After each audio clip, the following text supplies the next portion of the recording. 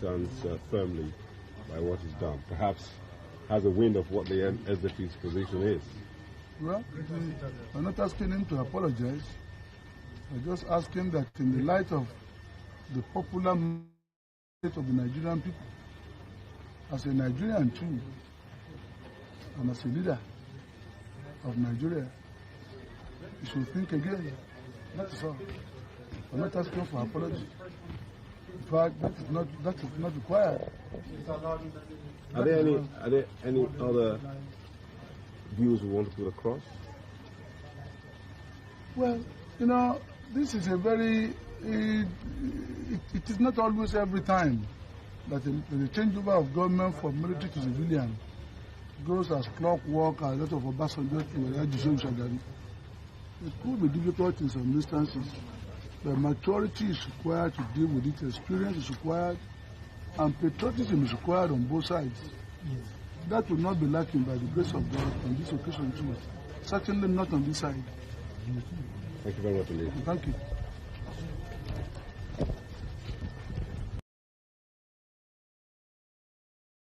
Political parties fearful of members leaving may be better served by examining their internal processes and affairs rather than fearfully conjuring up demons that do not exist. For me, I would not say try your best to put your house in order. I will not help you to do so either. It is indeed a pleasure to witness you in such a disarray.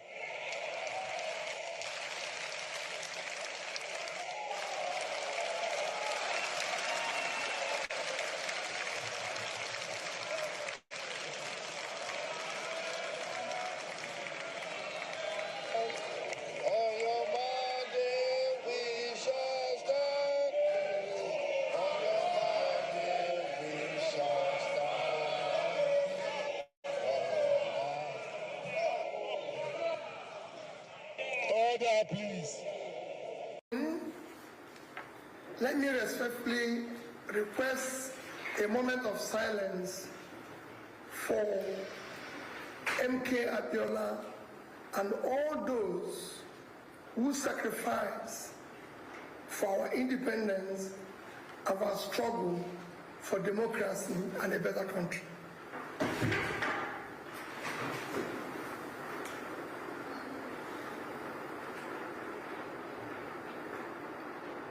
May his souls and all souls of faithful departed, through the mercy of God, rest in peace. Today, June 12th, is slated as Democracy Day. Most unfortunately, in our present state, our dear country, Nigeria, cannot be justifiably classified as a democratic country. The vital indicators of democracy are noticeably absent. Some do not even exist. Democracy is said to be a government of the people, by the people, and for the people. Yet, none of these three measures exist in our democracy today. Rules, regulations, requirements to participate in election or be elected for are not followed. Consequently, people who are not qualified and ought to ab initio be disqualified are now holding public offices. As we mark June 12th, a day symbolizing the struggle for true democracy in Nigeria, it is deeply troubling that under the present administration, in a short span of 2 years, our nation has witnessed a broad erosion of democratic principles. There has been a corresponding decline in security and the quality of life for millions of Nigerians. We have traversed from rigged elections to collapsing social service, from soaring poverty to rising corruption, and from seemingly stable economy to palace economy. It is most troubling that in 2 years in office, the present government has brought our nation to the point where our leaders now celebrate and endorse failure, lies, and propaganda. The government today, rather than show genuine accountability and measurable progress, focuses on manipulating the narratives, gaslighting the public, shifting blame, and weaponizing governance. Meanwhile, Nigerians live in a worsening and worrisome insecurity, widespread corruption, hunger, and general despondency. There are no clear benchmarks for measuring tangible development as we continue to witness the collapse of key indicators like education, healthcare, and poverty alleviation, which are the parameters for measuring national progress. Simple comparison of what has happened in the past 2 years now relies on propaganda and misinformation to mark misgovernance. Our country today can best be described as a nation declining fast in all its facets. The security of lives and property has worsened, and the rule of law is virtually non-existent. These are hard, verifiable facts. On May 29, 2023, when this government was sworn in to office, Nigerian gross domestic product, GDP, was $364 billion. As of today, it has declined to $188 billion, a decline of almost 50%. Nigerian per capita income was $1,640 as at May 2023. Today, it has dropped to about $835, a devastating decline of about 50%. Nigerians living in poverty have increased from 38.9% to 54%. Within this period, 129 million Nigerians now live below poverty line. The World Bank recent report stated that 75% of Nigerians in rural areas now live below poverty, and the situation is even more in urban areas. Our education sector has deteriorated significantly. Today we have 18.3 million children out of school, the highest in the world. The quality of education has deteriorated. Our children are now being taught science without science lab and computer without computers. They are now taking exams in darkness with candles. There's not even glitches in the exams. Health services have worsened drastically. The National Primary Health Care Development Agency declared that less than 20% of over 30,000 primary health care centers across the nation are functional. I've even recently visited some where there are delivery rooms without toilets. The United Nations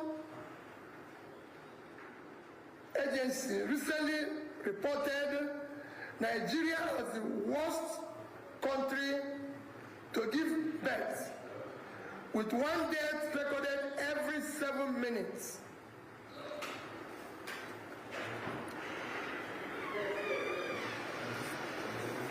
Nigerian businesses continue to collapse at an alarming rate.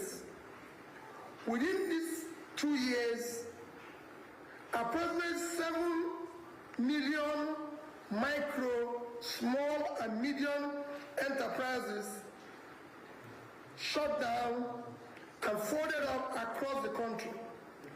Over 80 manufacturing companies have permanently closed their operations. Funding costs of raw materials and energy costs have surged to an incredible level, making these manufacturing companies to close down.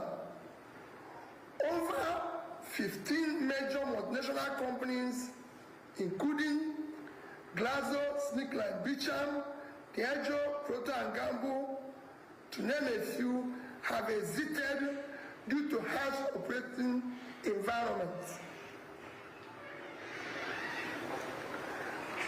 A hunger crisis arising from food insecurity has deepened in these 2 years. Based on the Global Hunger Index reports, Nigeria's hunger situation has taken a hit, as we are now one of the hungriest countries of the world. Millions can no longer afford food due to high cost of food and non-existent disposable income. Our national population is experiencing mental health crisis, as the mental health and stress level within this period have increased drastically. Nigeria is now among the top 3 most stressed countries in the world. 59% of Nigerian population are under daily stress. Mental health experts and advocates have warned that the present situation in Nigeria is having extremely adverse effect on the population, as it contributes to anger, anxiety, and depression levels in the country. The World Health Organization estimates that over 20 million Nigerians are now affected by mental illness. That's 5 trillion of naira purportedly saved from removal of subsidy, a policy initially justified as a means to combat and curb borrowing.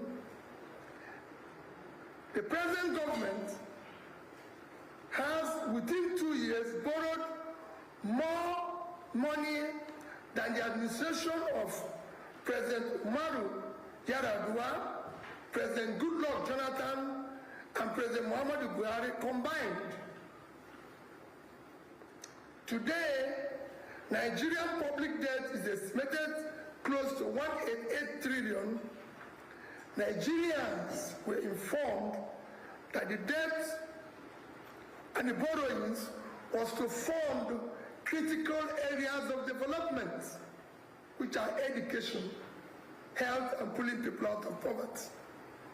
Still, no significant improvement in education, in healthcare, in poverty alleviation, which we all know is the most critical measure of national development. Corruption is at its worst in this administration. Nigeria have now become a crime scene. Now our national budget is silly inflated and padded without consequences. One of the most glaring manifestations of this is an extensive padding of the 2025 national budget. Budget IT revealed that about 7 trillion was questionably inserted by the National Assembly. These figures suggest a pattern of inflated costs and misappropriation of funds. Power generation rates, which this administration claims to have increased, is yet another propaganda. The only increase in power are the excessive high tariff being paid by Nigerians. The clear indication of this is instant failure of our national grid and darkness. In 2022, Nigeria's electricity tariff for consumers averaged as 64 naira per kilowatt hour. By 2025, there has been a substantial markup in the electricity tariff, with Nigerians now paying approximately 225 naira per kilowatt hour to be in darkness. What we have now is more tariff for more darkness. Nigerians should not forget the firm promise of Mr. President while campaigning 22nd of December 2022, and I'll quote, "If I don't give you constant power in the next 4 years, don't vote for me for second tenure." It is now been 2 years of constant darkness. This is already a midterm for the administration. We look forward to when you will fulfill this categorical promise. Unemployment remains alarmingly high.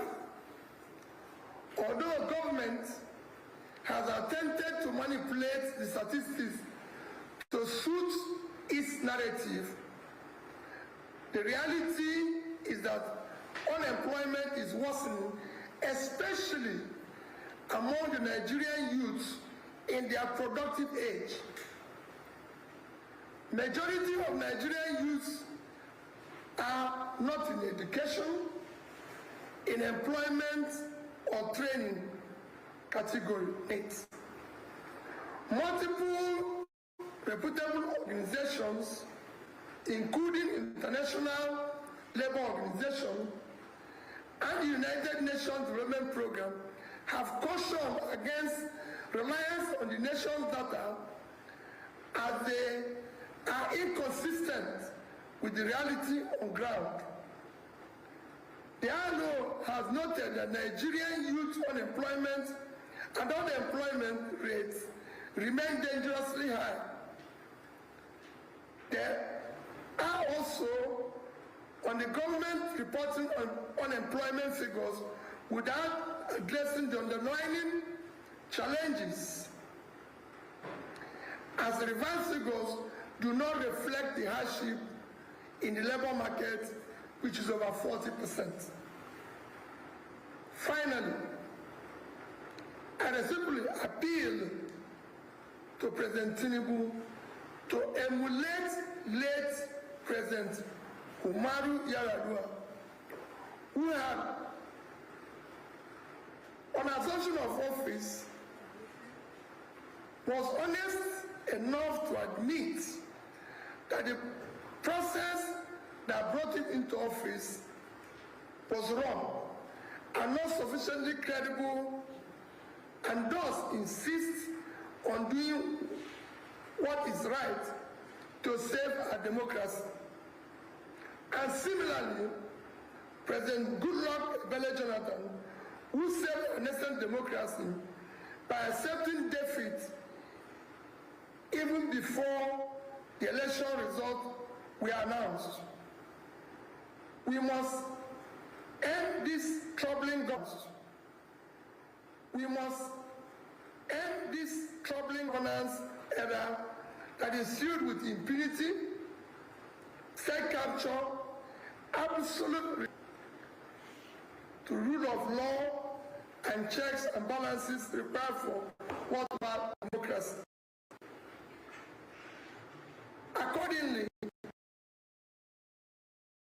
transparency and progress for the people. The president stopped touring Nigeria and used it to tour states. Mr. President, you have already made over 30 international trips. Mr. President, you have already spending over 150 days outside Nigeria. If you tour Nigerian states on average each, it will only be about 72 days.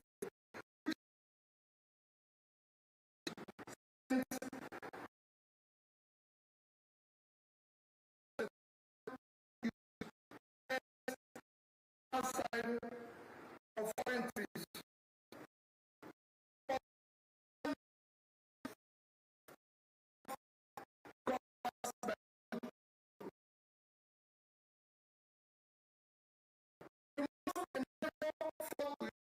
To end insecurity and resettle all Nigerians living in internally displaced persons camps.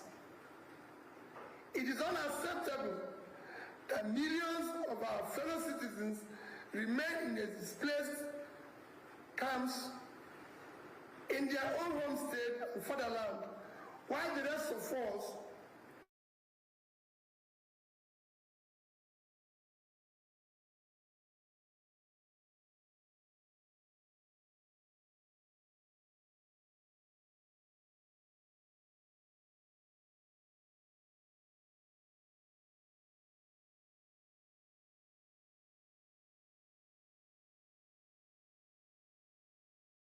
its neutrality and credibility and now operates as an extension of APC government, thus undermining democracy, eroding public trust, and turning elections into endorsements rather than credible contests.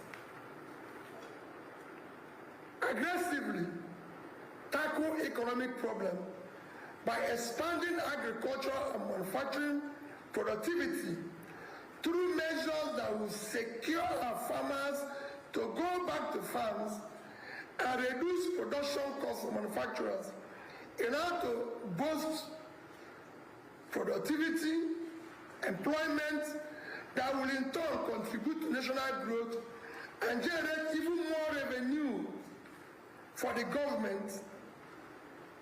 This is a better approach than attempting to increase tax in our productive economy, which will only lead to less growth.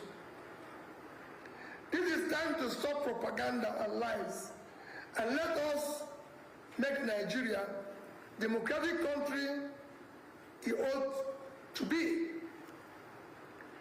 I respectfully call on Nigerians not to give up, but to put all hands on deck.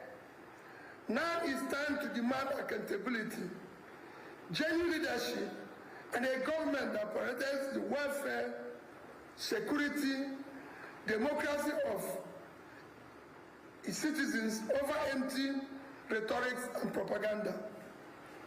A new Nigeria is possible. God bless Federal Republic of Nigeria. Thank you. get good education, where I don't have to worry about food. Like food is not a problem. I sit down and my children are healthy, working on good jobs, your husbands have good jobs, they are earning in a way that is competitive globally. That Nigeria is possible. But it cannot come from the top. Our leaders cannot give that Nigeria because they are already living this Nigeria in their head. Right? The money that they have affords them to do this Nigeria in good because they can travel abroad, enjoy Paris, enjoy China. When they come to Nigeria, they fly private jets, they come back home, they spend money on diesel and gen. They don't know what you're experiencing, so they don't have any incentive to buy this Nigeria. They're not as hungry as you are. Media, are you ready? They're not as hungry as you are. And so they don't have incentive. It is now on you to birth this Nigeria, to drive them to birth it. Now, but to birth this Nigeria, we need to really come back to the grassroots and understand what is really happening. What is happening in this Nigeria? What is wrong? What is the problem? And so we went to the streets to engage market women, students, diasporans, retirees, to hear from them. Let us get a sense of this Nigeria that we're talking about. Let them articulate the challenges facing us. And so we're going to play a mini documentary called Dashed Hopes to give you an understanding of the state of things. And after this documentary, I want you to be ready because we're going to engage. This is a town hall. I won't be the one speaking. We want to hear from you. What is wrong with this country? What do we need to fix in this country? It's a town hall. We're going to talk. That's why it's called Democracy what? Town hall. So if you are shy, I'll come and meet you and put mic in your mouth. Oh, right? Anything where you want to talk. Make me hear them. Right?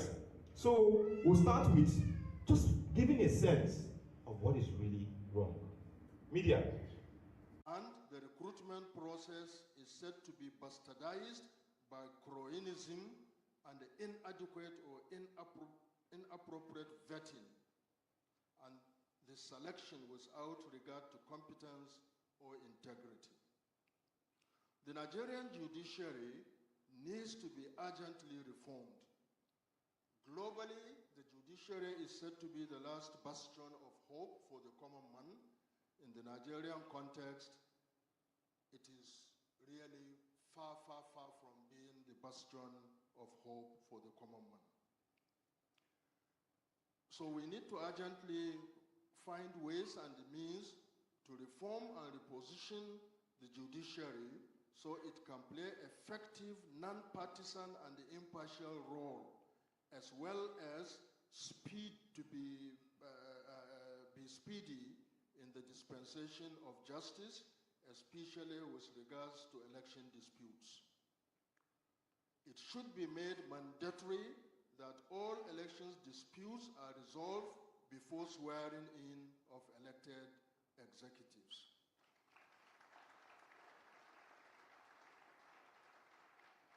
Contradictory orders and injunctions issued by courts of competent jurisdiction should also be proscribed. There should also be speedy determination of pre-election matters. A situation in which a pre-election matter can last 3-4 years before it is addressed, long after the wrongly sworn in person has been there, is terrible.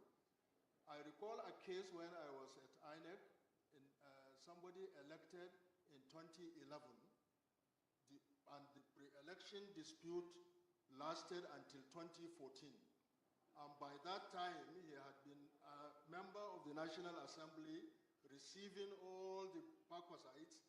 But the good thing was that the judge who determined must refund all the payments that had been made to him. But of course, knowing our legislature, I doubt that if anything has been refunded to the government. The third institution, a democratic institution, is the Electoral Commission, or what we can call the election management bodies at both the federal and the states. Election management bodies or electoral commissions, which are independent, impartial, and prepare for and conduct elections with integrity, are necessary institutions at the core of desirable and sustainable democratic development and, of course, good democratic governance. In Nigeria, INEC, the Independent National Electoral Commission, and CX, the State Independent Electoral Commissions, which prepare for and conduct elections at the federal and state levels respectively, are persistently bedeviled by many challenges, which in spite of strenuous reform efforts to address, continue to undermine and or question the integrity and credibility of elections. More reforms are required to further strengthen the independence and the role of EMBs in Nigeria to engender the quest for free, fair, and credible elections. In this regard, the following additional reform measures are necessary and desirable and should be given urgent attention. 1, there is need for increase in the use of technology in elections for transparency and accountability. For example, there is also the need to improve upon the provisions of Electoral Act 2022 to make electronic transmission of results mandatory. 2, there is need to ensure transparent testing of electoral technologies, because a lot of lack of public trust relates to the haphazard manner in which they were introduced without popular participation in the testing of these equipments before they are deployed to the field. It's very, very important that there is a transparent process of civil engagement in testing these equipments before they are deployed. Thirdly, there is also need to clarify ambiguities pertaining to the provision in the 2022 Electoral Act regarding electronic transmission of results. For example, there is need to remove ambiguity in Section 64 of the Electoral Act in respect of the stages for comparing physical and electronic results.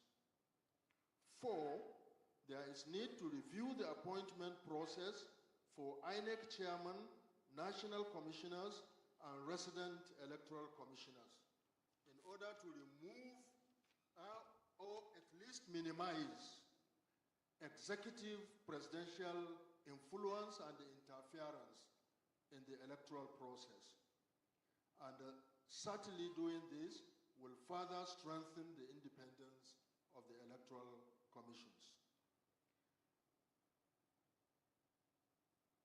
Justice Mohammed Dawal Uwais, who unfortunately died last Friday, former Chief Justice of the Federation, chaired the Electoral Reform Commission, and there were very good recommendations in that report about how to appoint the chairman, the resident electoral commissioners of INEC by minimizing political interference, by ensuring that even the perception of he who pays the piper dictates the tune would be eliminated if we sanitize the appointment process. It is not necessarily so that persons appointed by the president may turn around and do the bidding of those who appointed them. But the perception in Nigeria is so deep, even now, that whoever appoints is likely to manipulate. So we need to avoid even that perception by having a very transparent process of appointing people with integrity who are impartial. June 12th is not as democratic as people talk about it, because you do not take one aspect of the democratic process and magnify it and turn it into the democratic process.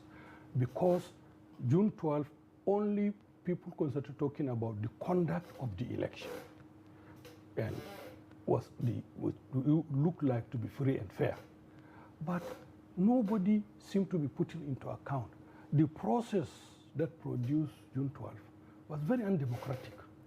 In the first place, the Nigerian population were not allowed to establish their parties. When the transition program was announced, 38 parties emerged. Out of 38, 13 sent their application for registration at NEC, and none of them was registered. And so what happened? The military government decided to give us parties, together with party names, together with manifesto of parties, being approved by the Armed Forces Ruling Council. So what is democratic about this whole process? There's nothing democratic about this process. So it wasn't the product of the people. Not only that, even the party leaders were appointed by government at every level, upward level. And the one of SDP, which conducted the June 12 election, was headed by Air Vice Marshal Isha Shekar. So you have this whole facade that people seem to think that June 12 was the freest and fairest. June 12 is the product of perhaps the most undemocratic political process in the history of Nigeria. So parties were formed by government, manifestos were imposed by government, party structures, and they built, federal government built party headquarters for the two parties in the 21 states of the federation. Then the military governors built local government offices in the local governments. So the parties were really government-owned property.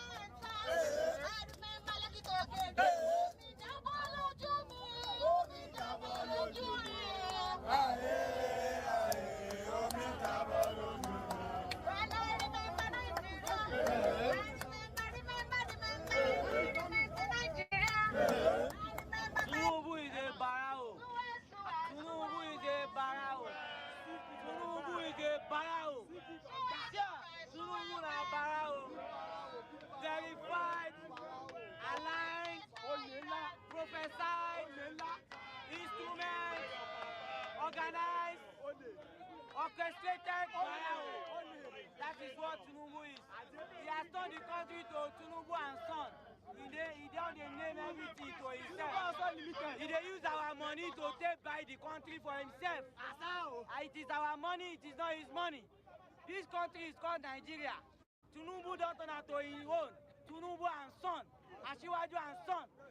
Tinubu is a barao. Tinubu is a barao. Tinubu is a barao. Tinubu is a barao. Tinubu is a barao.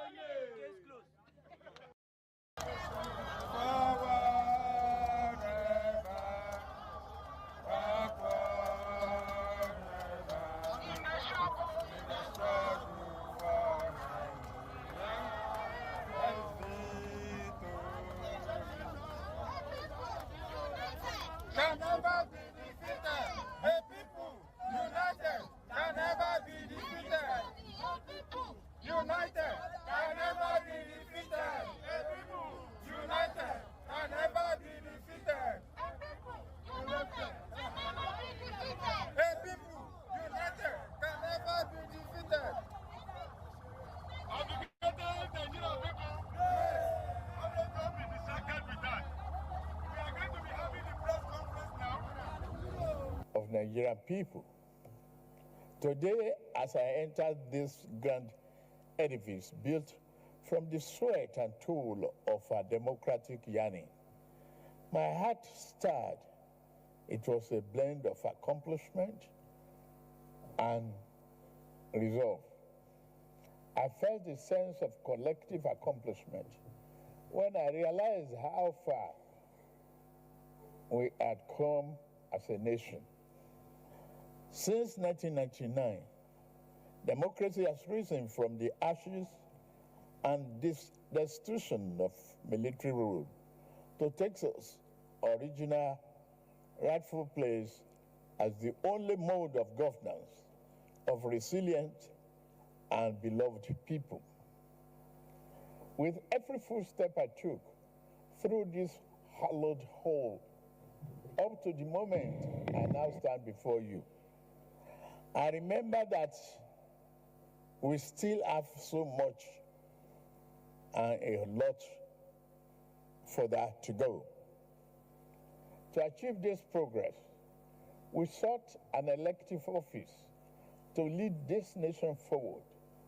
Thus, I hereby affirm before you, our merciful and almighty God, and all men, and resolve to do all that I could do to safeguard and build our democracy as the divine hand intend for us to do. Since 2018, we have celebrated Democracy Day on this day to commemorate the sacrifices of the men and women who fought to restore democratic governance to Nigeria. Let me pay tribute to my predecessor, former President Muhammadu Buhari, for reaching back into history to rectify a national misdeed by making June 12 Democracy Day and by officially acknowledging Chief MKO Abiola and his running mate Babagana Kingibe as the victors and the duly elected president and vice president, respectively, of Nigeria after June 12, 1993 election.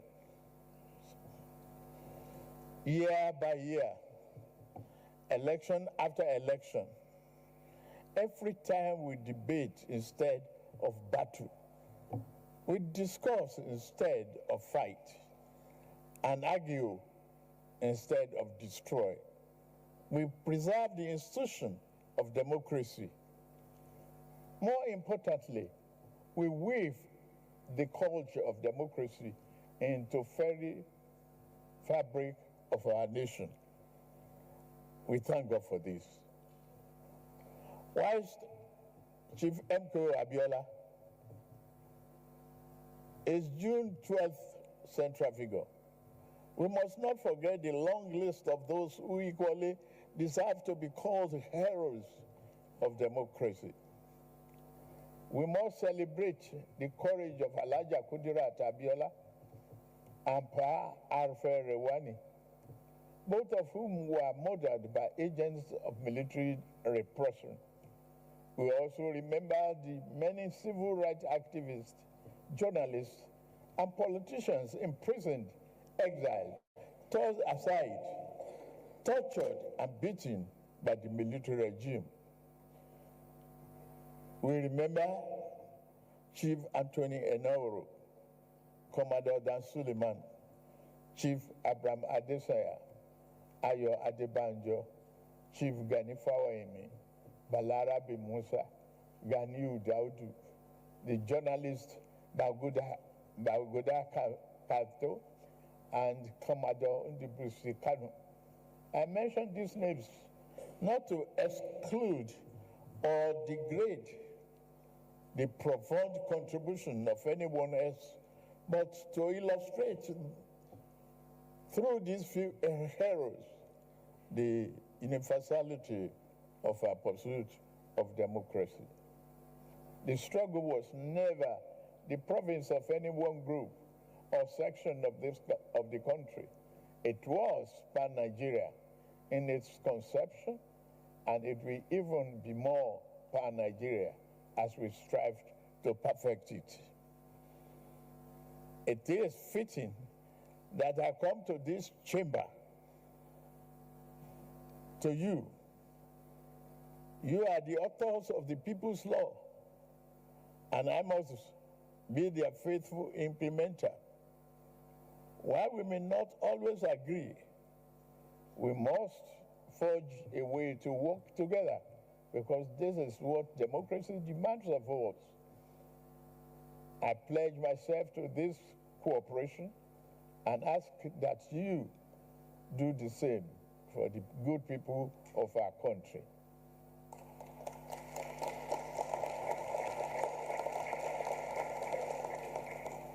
Mr. Chairman, the National Assembly has acted to all uphold democratic ideas at every critical moment in our nation's history. In 2006, the Fifth National Assembly protected our democracy against unseemly third-term bid that would have ripped our constitution apart.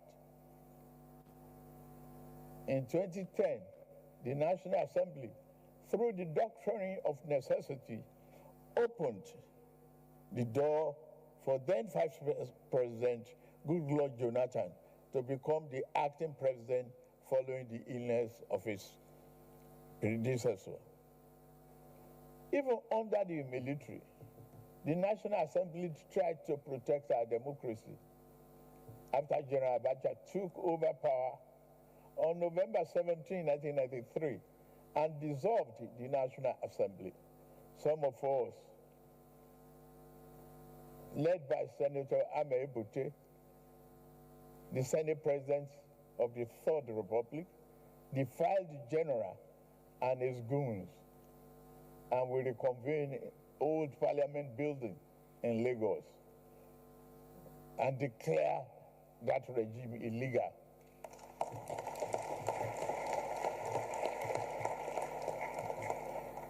We had the courage to do so, the determination to resuscitate democracy, but we were jailed for our defiance.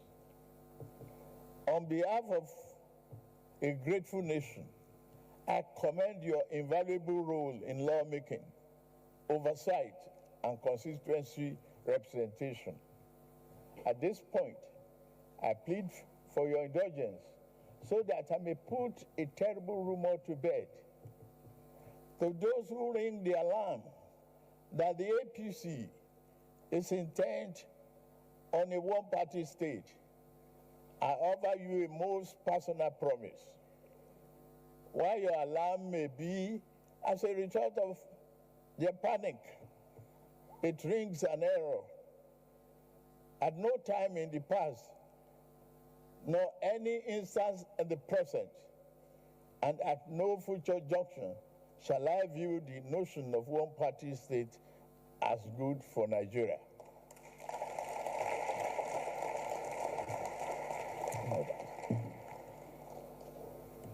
I've never attempted to alter any political party registration with INEC.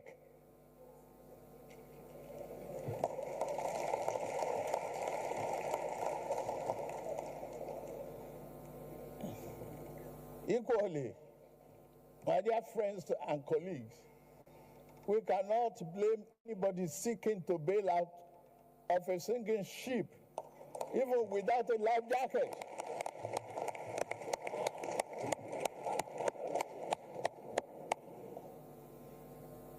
Look at my political history. I will be the last person to advocate such a scheme. In year 2003, when the then governing party tried to sweep the nation clean of political opposition through plot and manipulation, I was the last progressive governor standing in my region.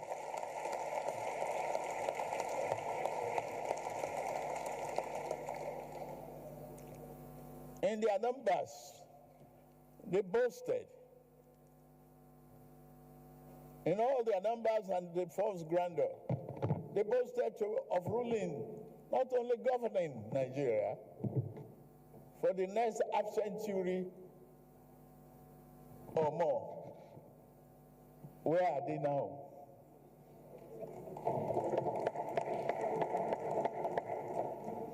Yet I stood alone. My allies had been induced into defeat. My adversary held all the cards that mortal man could carry. Even with all of that, they could not control my destiny and could not control our national destiny, because fate is written from the above.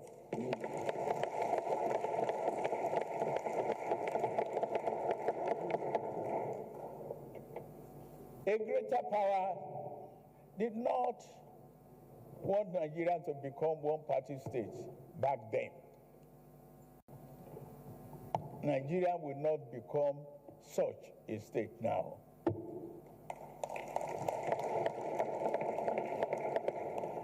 The failed effort to create a one-party state placed progressive political party forces on a trajectory to form the APC. It put me on the trajectory which had brought me before you today. I dare not such a favor to any political adversary by repeating the same mistake of political overreach.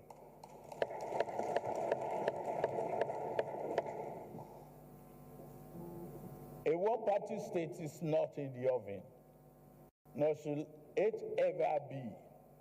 That said, we would be guilty of political malpractice if we close our door on those from other parties who now seek to join the APC.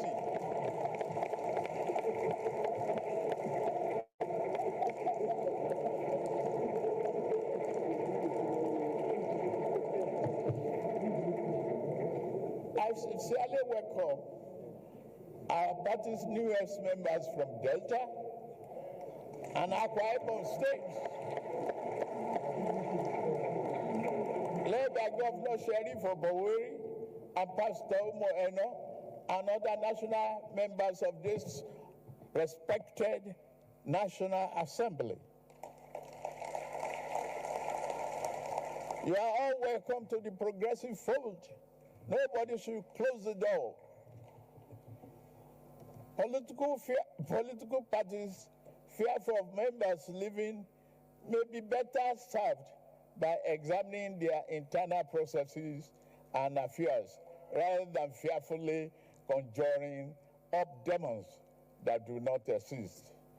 For me, I would not say try your best to put your house in order. I will not help you to do so either. It is indeed a pleasure to witness you in such a disarray.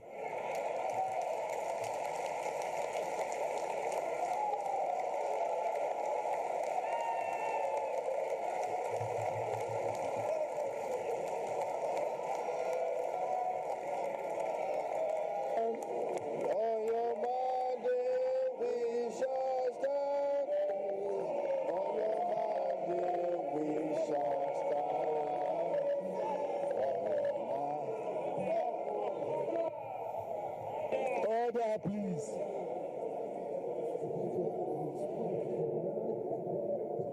We must distinguish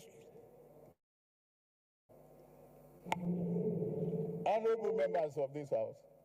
We must welcome and accept the diversity and the number of political parties, just as we welcome and embrace the diversity of our population.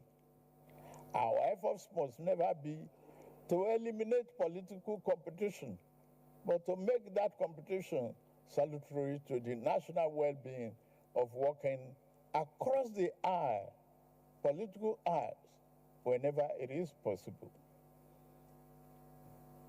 one area in which democracy calls us to work together, whether in legislative or executive branch, whether in this or other political parties, is that the economy and social development rating is improving, and we continue to promote oil and non-oil gas exports. State do not need to go about borrowing to pay salaries anymore. In less than 1 year, over 100,000 Nigerians, including 35,000 civil servants, have benefited from affordable consumer credit through the Nigerian Consumer Credit Corporation, enabling them to purchase vehicles, light up, and improve their well-being, and purchase life essentials. This July, we will launch a bold new initiative to empower 400,000 young Nigerians, including youth corpers, with consumer credit.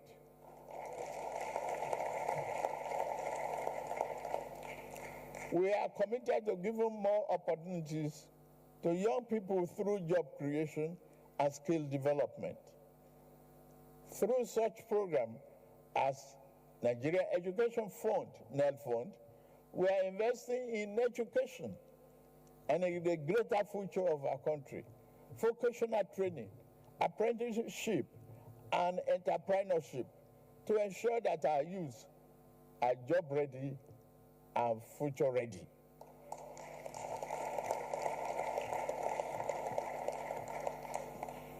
In addition, we have embarked on an ambitious project to lay fiber optic cables across the nation, a transformative step towards bridging the digital divide and fostering greater connectivity. This initiative promises not only to enhance the speedy and reality of internet access, but also to revolutionize how business operates, how students learn, and how community stays connected. By extending this critical infrastructure, we are empowering entrepreneurs, enabling digital education, and providing the tools for our youth to compete in a globalized economy. Our Nigerian First policy will further enhance progress and will consolidate market-driven growth. The improved economic performance is encouraging and validates the soundness of our policy measures with collaboration with you. Our medium-term growth target remains an economy growing at a 7% clip with a stronger manufacturing base. We must learn to produce and grow most of our food, and we are on the path to achieving food sovereignty.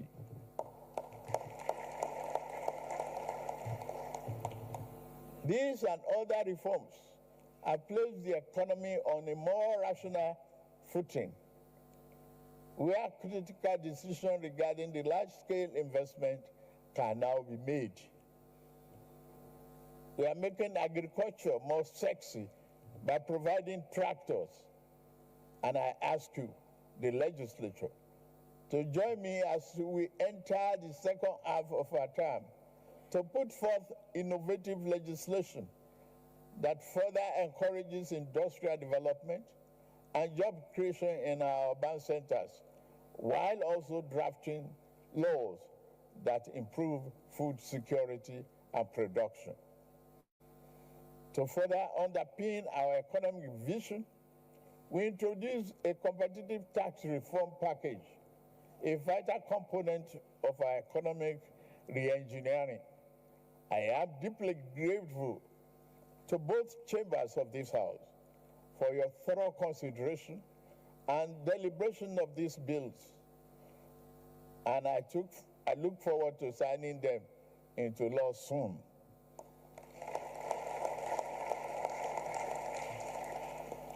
Again, your collaboration across party lines on these bills has been a model of democratic partnership. You are great.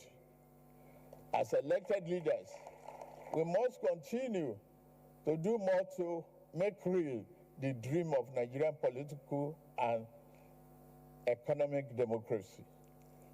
We must be vigilant in expanding the political space. We must always value dialogue over dictatorship, persuasion over suppression, and rights over might. With the tolerant and broad equally when they are pained because of their losses. Call me any name. I'm not here to make you happy politically. And I will still call upon democracy to defend your right to do so.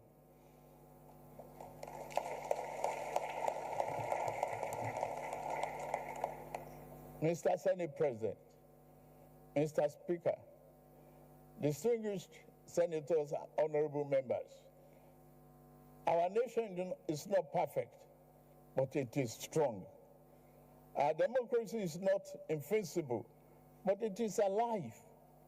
And this means our dream of a prosperous, happy nation is still within reach and worth fighting for.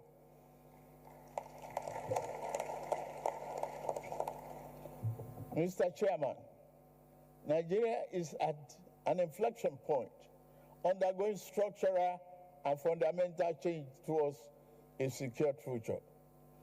Our administration is fully committed to boosting the economy and productive base through investment in critical infrastructure, roads, expansion of port operations, rail, and power.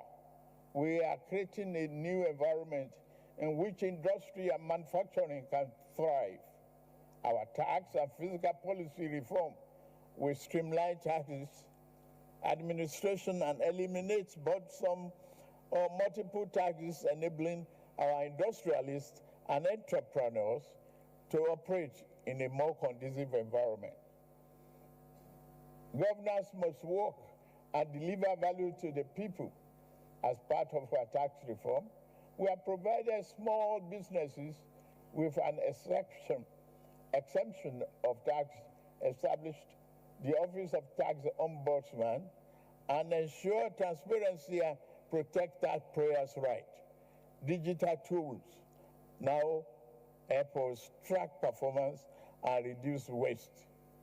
The diaspora's bond and non-resident BVN are bringing Nigerian abroad into national development fold.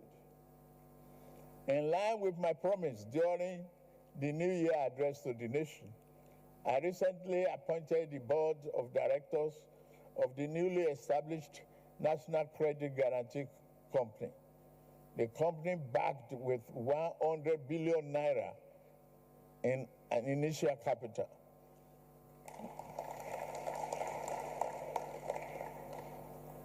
With the Bank of Industry, BOI, which, by the way, is performing very well in supporting SMEs, next year, Credit Corp and Murphy as stakeholders. BOI will play a significant role in transforming the nation's industrial landscape and reducing corruption. National security is the foundation of peace and progress. We have intensified security operations to reclaim communities from criminals and terrorists. We are better at coordinating intelligence and interagency cooperation. It has proved well for us. Our highways are safer now, and we invest in technology and training to secure every inch of this country. Let's take this opportunity to thank the men and women of our armed forces for their bravery in service of the nation, their selfless dedication to protecting our sovereignty and ensuring the safety of citizens should serve an inspiration to us all. As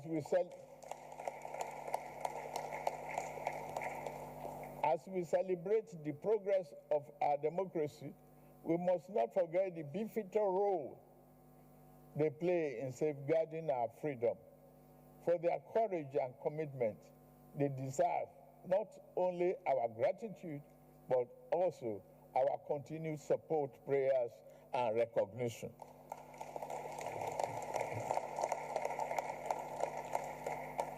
May God continue to keep our men and women safe. Fellow compatriots, our achievements are not the work of one man. They are the result of a collective effort to make possible the Nigerian dream.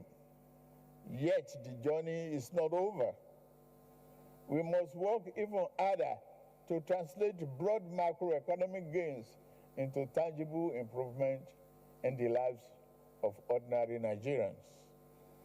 We must stay the course, reject cynicism, and believe Nigeria can and will rise again.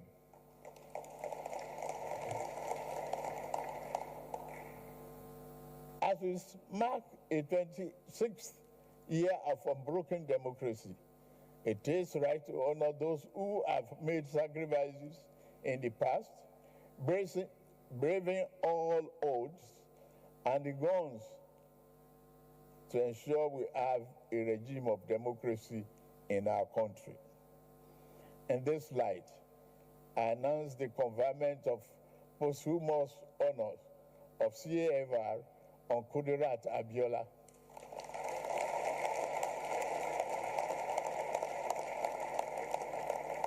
The heroine of our June 12th struggle. I also confer posthumous honor on Shehu Musa Yar'Adua, GCFR, and Professor Humphrey Nwosu, CON,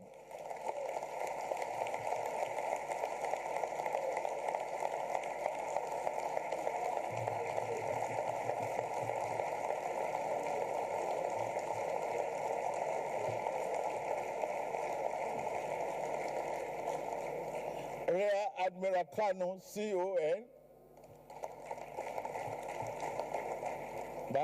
Balarabe Musa, CFR, Paul Afrariwani, CFR, Bagabda Kato, OON, Shimaubani, OON, Dr. Bekor Rasom Kuti, CON, Alao Akabashorum, CON, Chief Franco Kori, CON,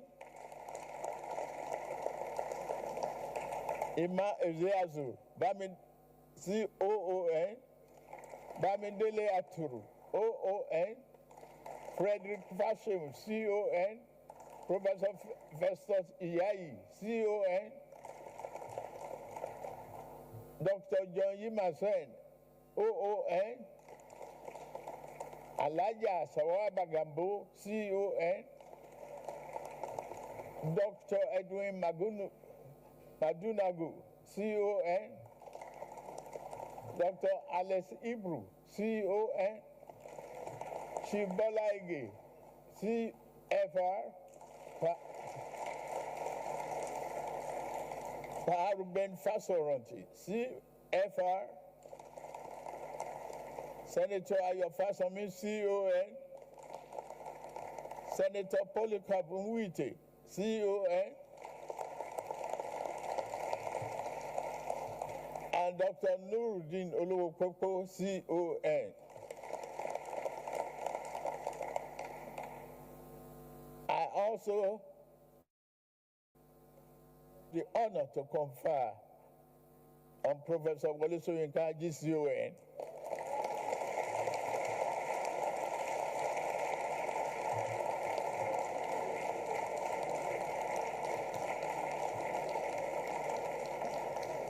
Professor Olatunji Dare, CON, the journalist and journalism teacher, Kunle Ajibade, OON, Noza Igebo, Dapo Olonyomi, Bayo Nanuga, CON, Ayo Obe, Oni, Dare Babarinsa, CON, Bishop Mazi Azam Kuka, CON,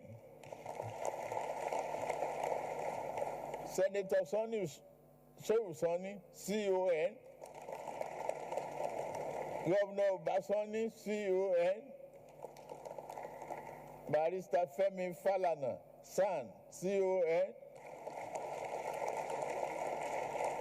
Professor Shafidin Namuwo, CON, Owe Lakemfa, OON, Barrister Luke Aganano, OON, Senator Tokumbo Afikuyomi, CON, Labra Maku, OON, Kade Komolafe, OON, Dr. Tuji Alausa, OON, Honorable Abdul Oru, OON, Odia Mfem, OON, Sheye Kinde, CON, Barrister Felix Muka, CON, Barrister Ledumite, CON, Honorable Olawale Osun, CON, Dr. Amos Akingba, CON, Professor Segun Gbadegesin, CON, Bolaji Akinyemi, Professor Bolaji Akinyemi, CFR, Dr. Kayode Sonoike, CON, Julius Nyambere, CON.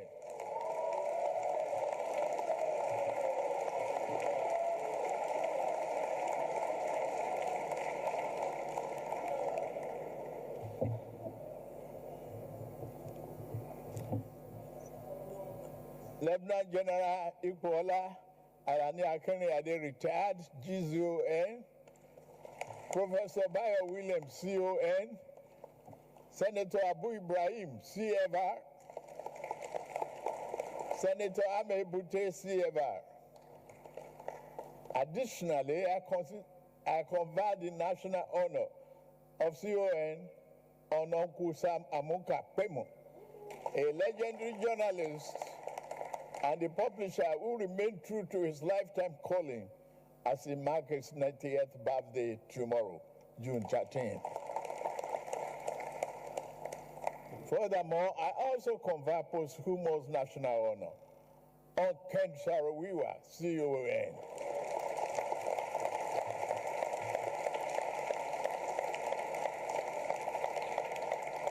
He was the leader of Goni 9 with his fellow travelers, Sunday Dobby, OON, Noduebo, OON, Daniel Boko, OON, Paul Levera, OON, Felix Owetri, OON, Barbara, OON, Barian Kobel, OON, John Kupen, OON. I shall also be exercising my prerogative of mercy under the prerogative of mercy to grant these national heroes a full pardon.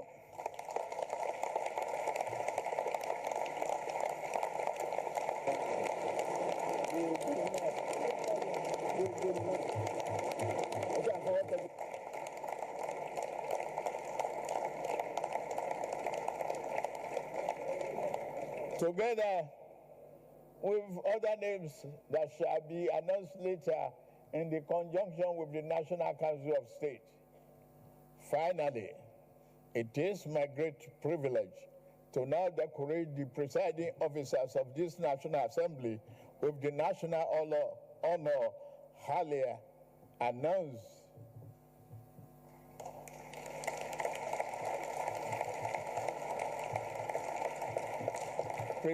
Presiding officers, so please.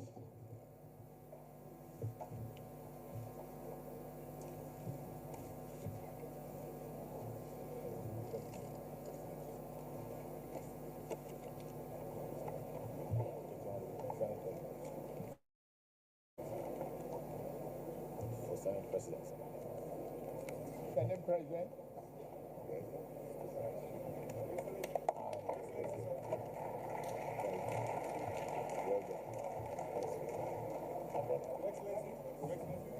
Put the pen. Yes, sir.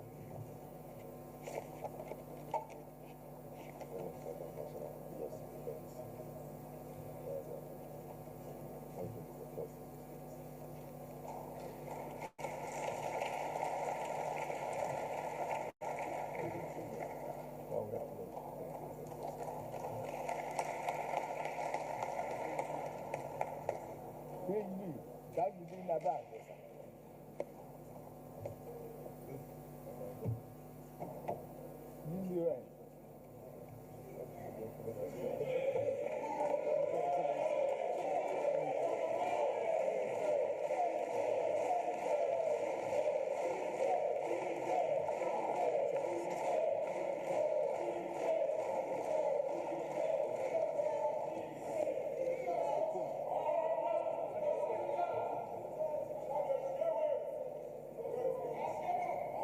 Excellency. Thank you very much. Deputy Senate President. The Deputy Senate President. Thank you, sir.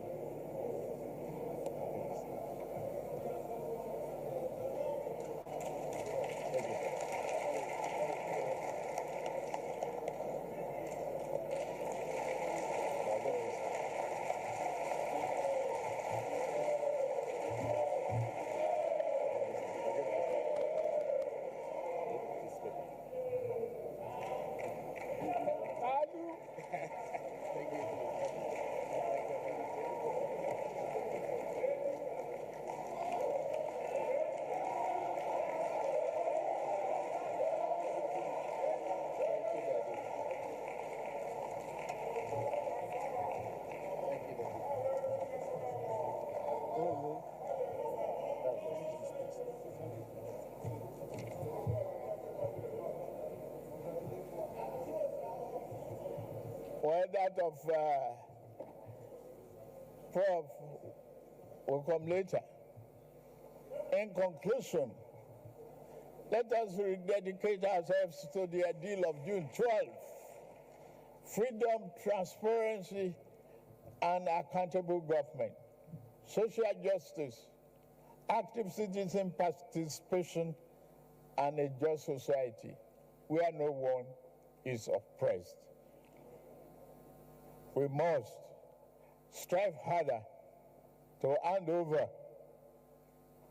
a banner to our children and grandchildren without stain. Happy Democracy Day. And may God continue to bless Federal Republic of Nigeria and protect our troops. God bless you all. Thank you.